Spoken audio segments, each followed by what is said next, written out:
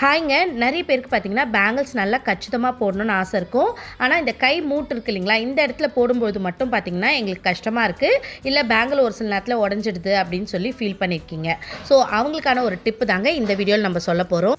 என்னோட regular size பார்த்தீங்கன்னா 2.8ங்க. ஆனா, இன்னைக்கு நான் 2.6 பேங்கிள் எடுத்து உங்களுக்கு நான் போட்டு காமிக்கிறேன். ஸோ, இது இவ்ளோ ஃபிட்டிங்கா இருந்தாலும் நம்ம போடுற விதத்தில இது அழகா உள்ள நம்ம இன்சர்ட் பண்ணிடலாம். ஸோ, எப்பவுமே பேங்கிள் நம்ம வியர் பண்ணும்பொழுது நம்ம பேங்கிள உள்ள தள்ளக்கூடாது. அந்த மாதிரி தள்ளும்பொழுது நம்ம கையில இருக்க சதை வந்து பிளாக்கா நின்னுடும்.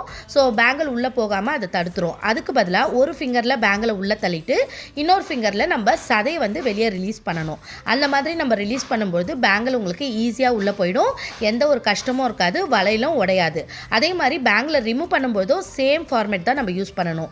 ஜஸ்ட் சதையை மட்டும் நம்ம வெளியே ரிலீஸ் பண்ணி விட்டோம்னா பேங்கிள் அழகாக நம்மளுக்கு வெளியே வந்துடும். இது வந்து கிளாஸ் பேங்கிள்ஸ் மட்டும் இல்லாமல் மெட்டல் பேங்கிள்ஸும் டைட்டாக போடணும்னு நினைக்கிறவங்களுக்கு இந்த டிப் கண்டிப்பாக யூஸ்ஃபுல்லாக இருக்குங்க.